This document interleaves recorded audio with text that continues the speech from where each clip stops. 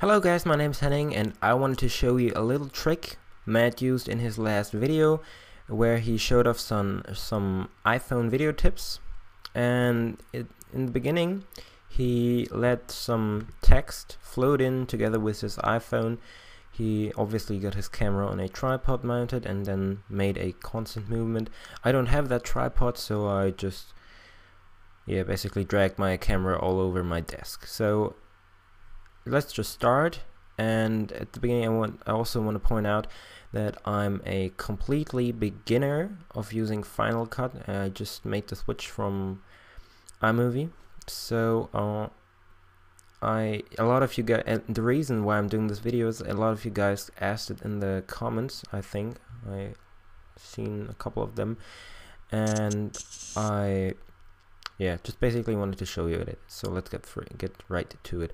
There you go. I got some footage of my Mac Mini where I'm making a similar move. And what we're going to do, or what I'm going to do now, is put some text floating over the Mac Mini. So what are we going to do? First, we obviously, after we imported the clips and made an event, we gotta add some text. I'm preferring the custom because it has no other effect in it. And then look where we got a starting point. Sounds now looks sweet.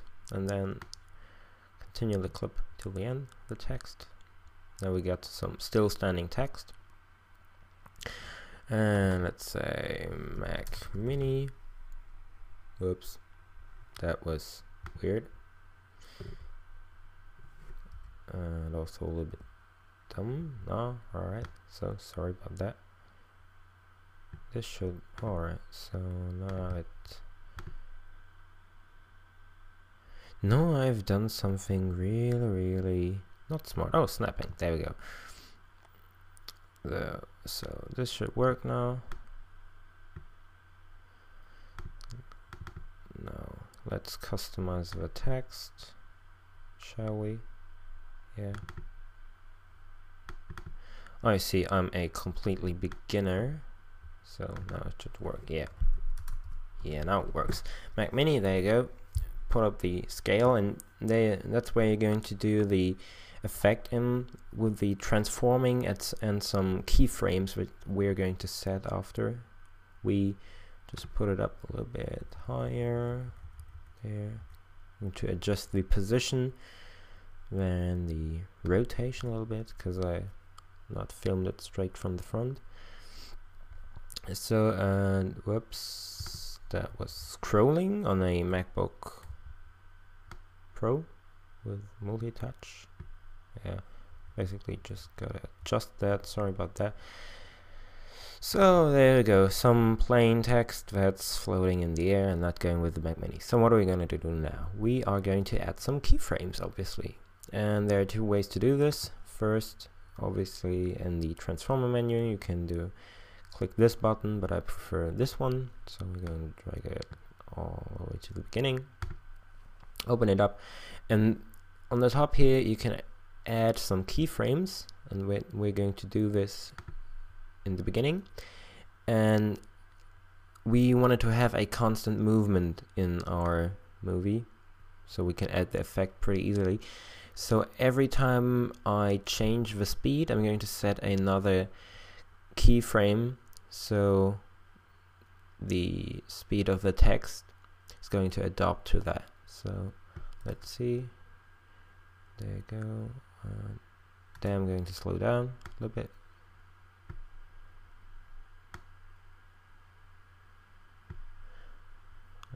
Left, so there, another keyframe, and then where it stopped there. A little bit left maybe. Yeah, that should be right. So, and I can switch between each keyframe with this two smiley smart buttons, nice buttons.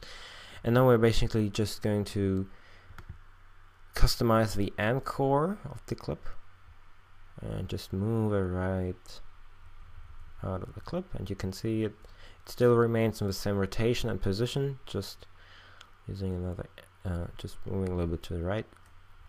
There you go. next keyframe, we're going to add a little bit. Oh, that's maybe too much. Maybe we just go with, well, before we do something dumb, minus 0.5. Yeah. So another video to see the effect. And then next one, obviously 0. Hit done, and now it should be working. So let's see. Obviously, you can hear my fans going crazy right now because it's doing the background rendering, and I'm using a MacBook Pro, so the fans are pretty small. But let's get to the video. There you go. Text coming in.